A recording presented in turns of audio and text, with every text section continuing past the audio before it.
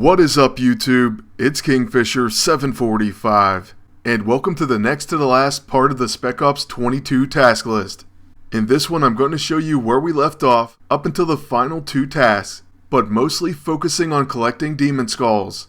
So hopefully you remember we finished the last video with looking at task number 20.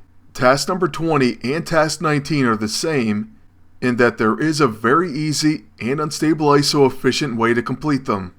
As I mentioned, you release these heroes by fighting them as mini-bosses, but what this also means is you can fight them together with the end boss of the mission, and then you can get credit for all three. So thank you everyone who mentioned that, and I just wanted to make sure everyone else is aware, because it will save you a lot of unstable ISO 8. So this is task 19, and it's the Lamia side of mission 3, and then for task 20 it's the Expurgo side of mission 3.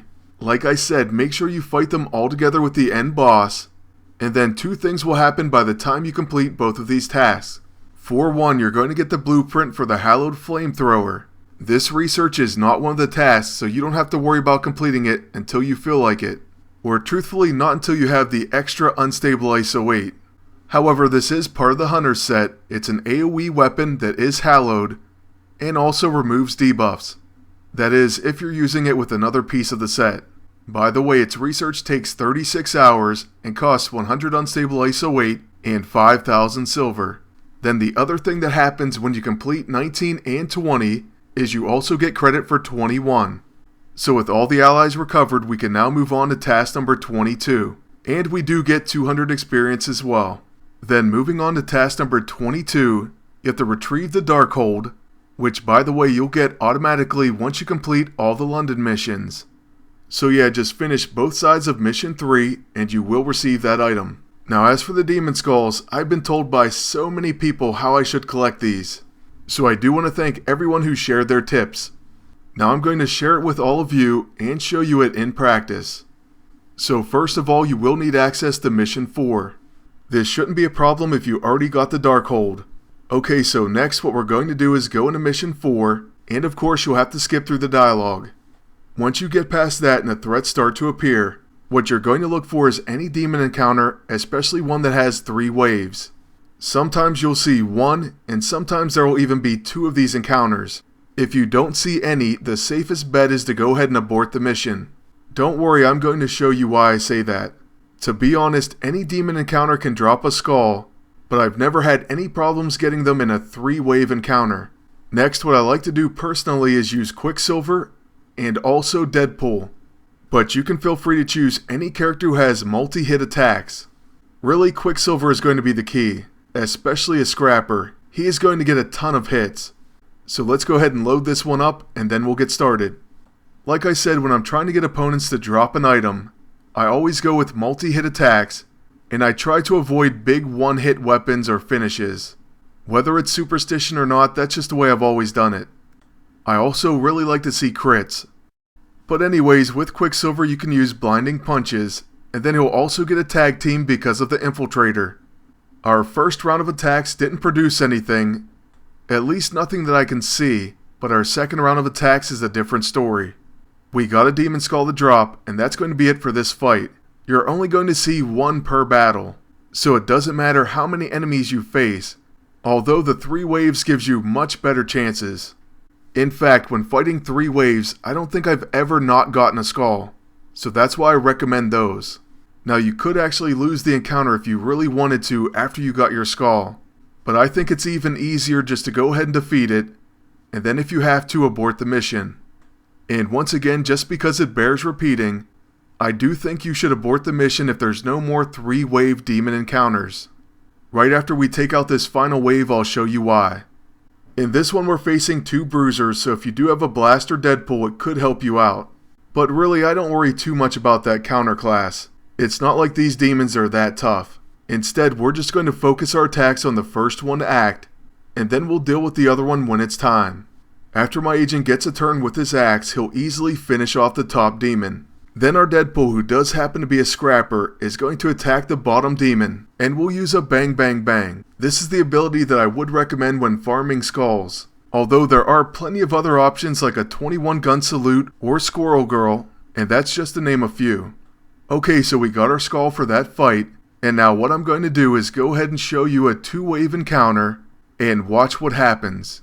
This was actually my first time through, and so I thought I'd go ahead and fight these 2 waves and then I'll abort. At the time, 5 demons seemed like good odds to me. But what ends up happening as we jump right into the encounter is I go through all 5 demons very quickly and none of them drop a skull. So it ended up being a wasted 10 unstable ISO weight, and at the time I was severely limited on unstable ISO. So because of this, what I recommend is only focus on the demon encounters with 3 waves. For me, they turned out demon skulls 100% of the time. Now that may be in part good luck, and this may have been in part bad luck. But when it comes to unstable ISO weight and trying to be as efficient as you can, then you might as well just abort. There's no penalty for aborting the mission, especially early on. You're only looking for those first 1 or 2 encounters, and then you're leaving.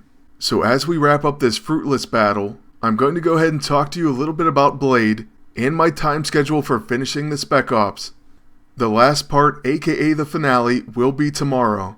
And what it's going to cover is the final 2 tasks, so I will show you both encounters, and then we are going to recruit Blade. After that, I'm going to start leveling him up, and I will show you him in PvP as soon as we hit level 9. Currently, I'm not too sure how good he's going to be, but I do like to give everyone a chance. And alright, now we're at the end of the fight, and we didn't get any skulls. So at this point, what I'm going to do is back out, and then we click abort the mission. Simply go back into mission 4, and then we're going to look for 3 waves. This time it happens to have 1, and then it has its vampire wave, and then we have a second demon encounter with 3 waves. So what I would do in this case is both of those demon encounters, and like I said, for me, the 3-wave encounters gave me a skull every time. So I would simply do both of those, then abort, then try again. And just to show you this encounter and demon skull, we're going to go right in, and on the first wave it often drops. So there goes our first blinding punches and follow-up, and there you saw the demon skull. You're only going to get 1 per fight, so that's going to be it for this battle. And because of that, I'm going to speed it up. That's going to take us from 4 to 5, but then I'm also going to jump ahead in time to when I have 15. I got every single one of those by doing what I just showed you. It actually ends up being quite easy, so thank you to everyone who shared this tip. Now once you get all 15 skulls, you're going to complete task number 22, and then we can move on to number 23. This one is called Sharpen Your Blade. You have to use him in combat, then use his Bleeding Edge, aka his level 1, 3 times, and his Bloodlust 2 times. His Bloodlust is his level 9, and it's only unlocked after you hit a bleeding target with his Dead by Dawn. To get credit for this, you're going to have to use Blade as a team up, and then use things like the Chrono Accelerator or Quantum Elixir to give him extra turns. Make sure you get all those abilities done in one encounter, and if you have to, don't even attack with anyone else. After you complete this, you're going to get 200 experience, and then we're going to move on to task number 24. This is going to be a mastery quest, where you have to get 3 stars of mastery in missions 1, 2, and 3. It will obviously be a great help if you already have all 3 of these done. If not, you're going to have to go back and revisit one of these missions. Most likely it's going to be mission 1. After you get that one done, we're on to the final 2 steps. First, for task number 25, you're going to have to protect Doctor Strange during the ritual. Basically what this is the end fight of mission 4. Doctor Strange is going to stand there, and you have to finish the fight.